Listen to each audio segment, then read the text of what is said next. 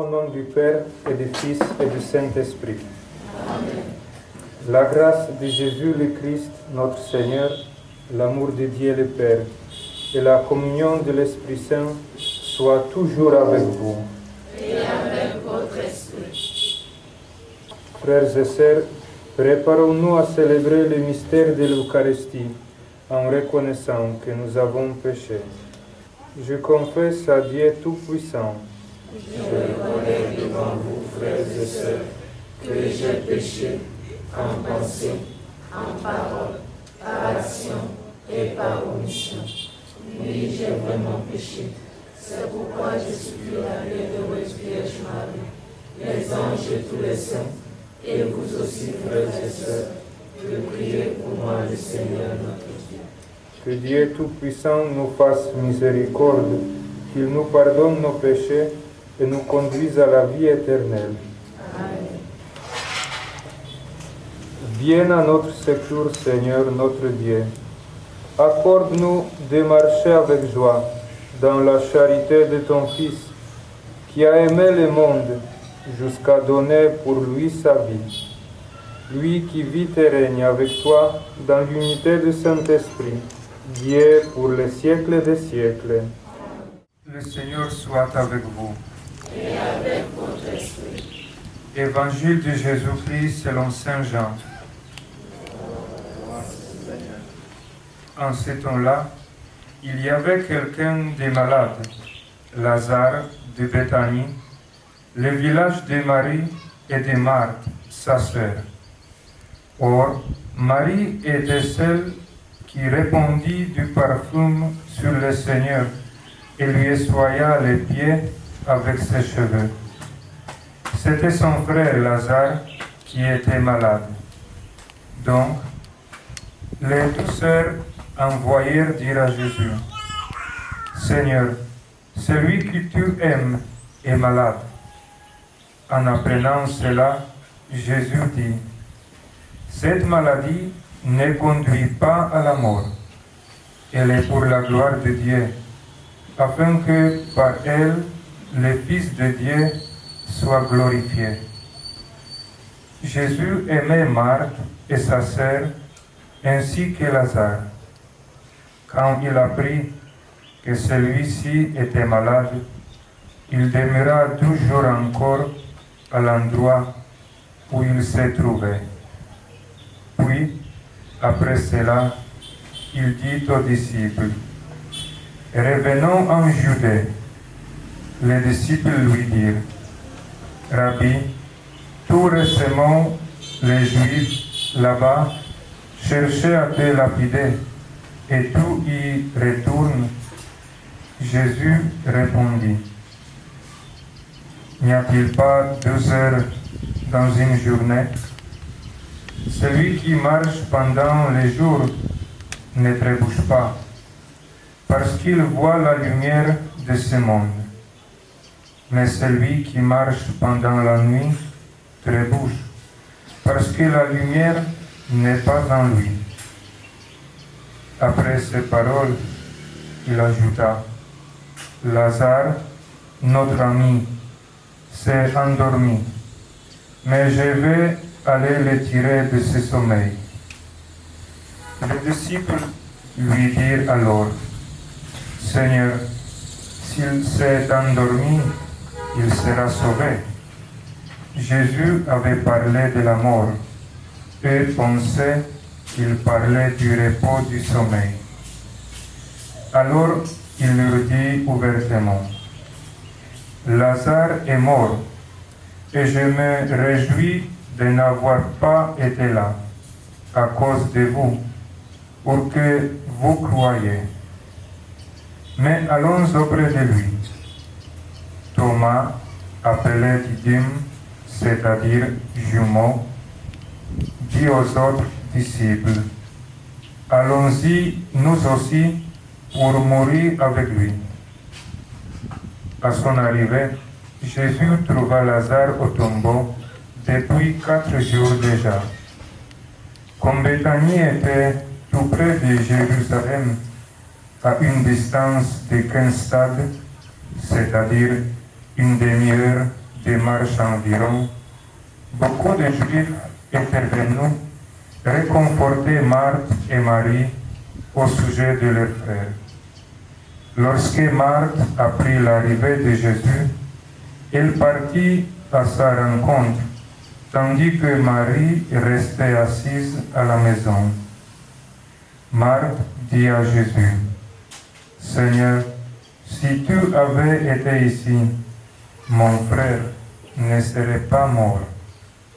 Mais maintenant encore, je le sais, tout ce que tu demanderas à Dieu, Dieu te l'accordera. » Jésus lui dit, « Ton frère ressuscitera. » Marthe reprit, « Je sais qu'il ressuscitera à la résurrection au dernier jour. » Jésus lui dit, « Moi, je suis la résurrection et la vie. Celui qui croit en moi, même s'il meurt, vivra. Quiconque vit et croit en moi ne mourra jamais. Crois-tu cela? » Elle répondit, « Oui, Seigneur, je le crois. Tu es le Christ, le Fils de Dieu.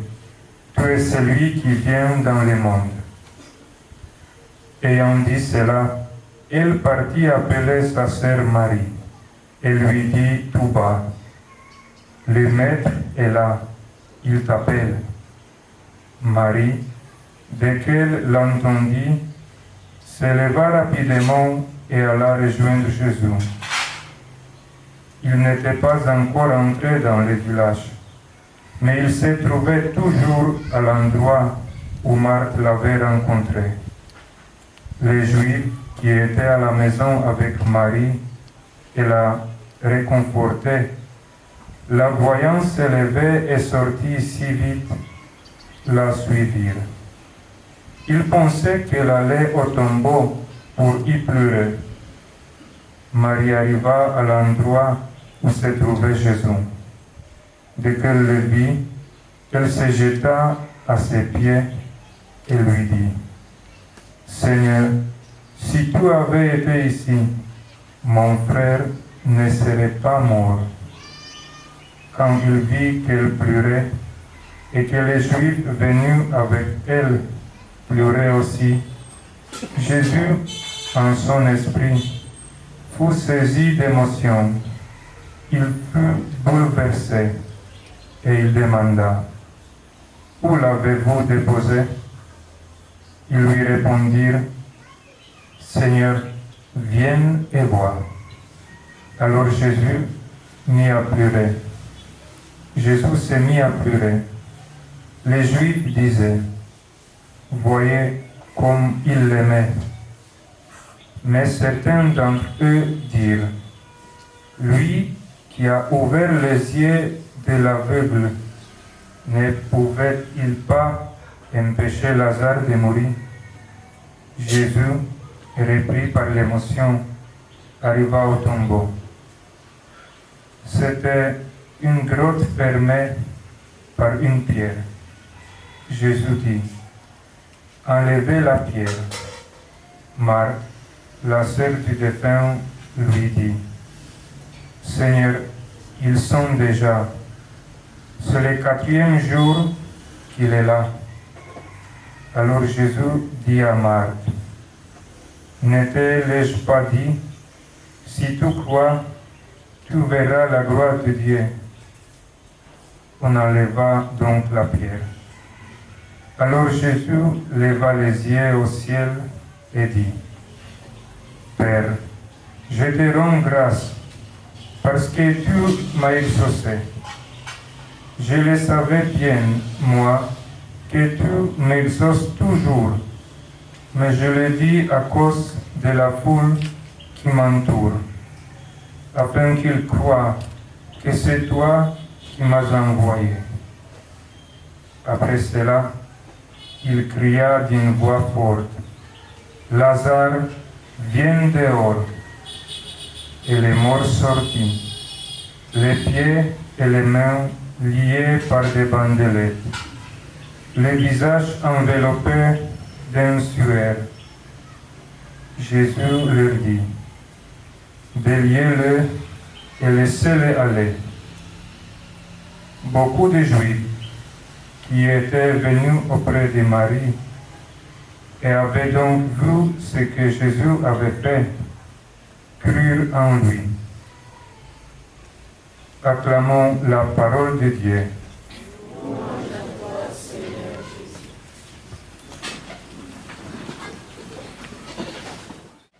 Rappelez la règle pastorale de la dernière fois. L'évangile est long, la réflexion est courte. Nous restons toujours fidèles à cela. Je retiens la nécessité de souligner un seul détail au regard de la conclusion de cet évangile. Après cela, Jésus cria d'une voix forte, « Lazare, viens dehors !» Et les morts sortit, les pieds et les mains liés par des bandelettes, le visage enveloppé d'un suaire. Jésus leur dit, déliez-le et laissez-le aller. Je me suis posé la question, pourquoi Jésus lui-même n'avait pas délié les bandelettes du suaire? Aurait-il accompli un miracle incomplet? Pourquoi n'avait-il pas fini son œuvre? Je pense que la raison pour laquelle Jésus a agi de cette manière n'est pas banale. Lazare était mort et il a été déposé à sa tombe par les proches de sa famille et ses amis. Lorsque Jésus a fait les miracles, les mêmes personnes sont appelées pour l'accueillir à nouveau. Les bandelettes empêchent de marcher et de se déplacer. Les suaires empêchent de regarder la face et les yeux de Lazare. On peut dire que les bandelettes et les suaires représentent les blocages, l'incapacité et l'impossibilité de Lazare de revenir spontanément au sein de la communauté qu'il a enterrée. Jésus a fait les miracles, mais ce sont les personnes présentes qui doivent accueillir Lazare. Quelle leçon cette histoire nous enseigne-t-elle? Regardons autour de nous. Combien de personnes portent la mort à l'intérieur de leur cœur? Combien de personnes sont mortes intérieurement à cause de quelques difficultés qui dépassent leurs forces?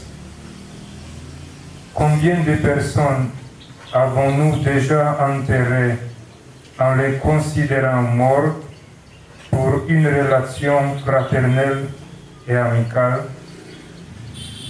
Combien de personnes Jésus a-t-il guéri et ressuscité pour leur donner une autre chance, mais qui sont bloqués et incapables de s'approcher de nous? Parfois, le vrai miracle, c'est le cœur toujours ouvert et disponible pour accueillir nos frères et sœurs qui nous avons déjà considérés morts à cause d'une relation tronquée. Ce n'est pas facile. Parfois, c'est comme dans l'évangile d'aujourd'hui. Trop de temps est passé et la relation a été tronquée. Jésus nous invite aujourd'hui à entrer ensemble dans les tombes des relations enterrées, que nous considérons mortes, et à accueillir le miracle d'une nouvelle chance accordée par lui-même, Jésus, pour reconstruire la relation tronquée. Cela est la mission de l'Église, qui est appelée à porter la vie et à délier les bandelettes qui bloquent les relations humaines. Amen.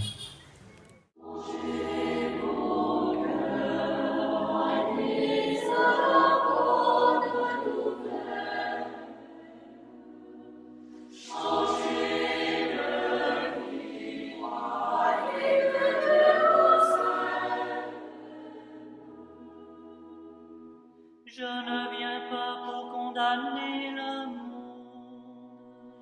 Je viens pour que le monde soit sauvé. Changez vos cœurs, croyez à la bonne nouvelle. Changez de vie, croyez que Dieu vous aime. Je ne viens pas pour les bien-portants ni pour les justes.